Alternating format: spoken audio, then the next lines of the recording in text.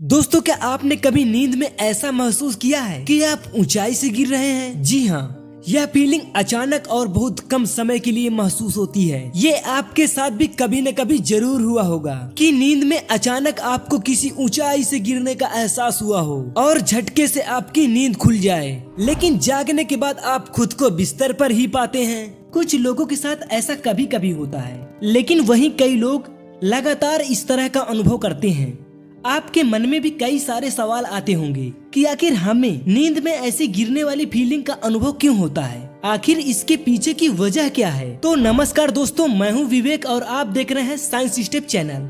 आज की इस रोमांचक वीडियो में हम नींद में महसूस होने वाली फीलिंग के विज्ञान को समझने का प्रयास करेंगे। तो आइए शुरू करते हैं। दोस्तों, आजकल की दिनचर्या ऐसी है कि हॉस्पिटल और नौकरी पेशा वाले लोग 12 से 14 घंटे काम में उलझे रहते हैं। उसके बाद जिम, खेलना और फिर फिटनेस पर ध्यान देना भी जरूरी है। अब आप एक अच्छी हेल्दी डाइट लेने के बाद सोच रहे होते हैं कि आज बहुत अच्छी नींद आएगी, लेकिन कई बार ऐसा होता है कि जब आप थककर बेड पर लेटते हैं और फिर बस आपको नींद आने वाली ही होती है, उस समय आपको यह एहसास होता है कि जैसे आपका पैर फिसल रहा हो और आप नीचे गिर रहे हो, और फिर क्या, एक झटके में आपकी नींद खुल जाती है। और जब आपकी नींद टूटती है तो आपको समझ में आता है कि आप अपने बेड पर ही हैं। कुछ देर के लिए तो दिल की धड़कनें 220 के पार चली जाती हैं और आपको महसूस होता है कि आखिर यह क्या हुआ। दोस्तों, अगर आपने भी कभी ऐसा महसूस किया है तो यकीन मानिए कि आप अकेले नहीं हैं।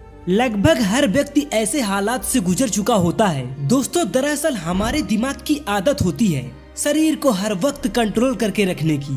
दिमाग को पता होता है कि हमारी धड़कन या शरीर के दूसरे अंग कैसे काम कर रहे हैं। कहने का तात्पर्य यह है, दिमाग हमारे शरीर के सभी अंगों की निगरानी रखता है कि हम 1 मिनट में कितनी बार सांस ले रहे हैं, या फिर हम कब सोते हैं और कब जागते हैं। इन सब का रिकॉर्ड हमेशा हमारे दिमाग के पास होता है। लेकिन अब आप सोचिए कि दिमाग तो वैसे खुद इतना बिजी रहता है, इसीलिए कई बार दिमाग भी कंफ्यूज हो जाता है। जब हमें नींद लग रही होती है तो हमारी धड़कनें धीमी पड़ जाती हैं और आंखें बंद होती हैं, जिससे कि हमारा दिमाग घबरा जाता है।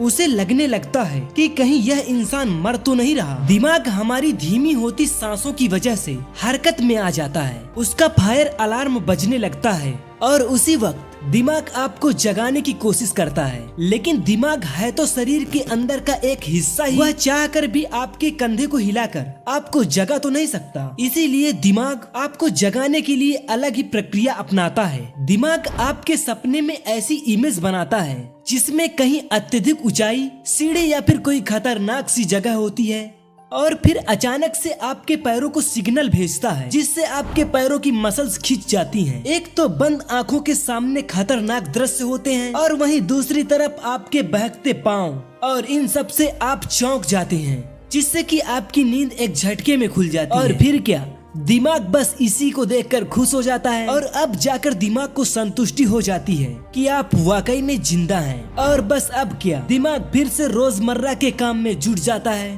आप भी एक आध करवट लेकर फिर से गहरी नींद में चले जाते हैं। दोस्तों, आप दिमाग को ऐसे समझिए, मान लीजिए जैसे हमारे मोहल्ले वाला चौकीदार होता है जो आधी रात में लाठी और टार्च लेकर चिल्लाते हुए घूमता है, जागते रहो। वह सभी व्यक्तियों को सतर्क रहने के लिए कहता रहता है। ठीक वैसा ही हाल हमारे दिमाग का भी है।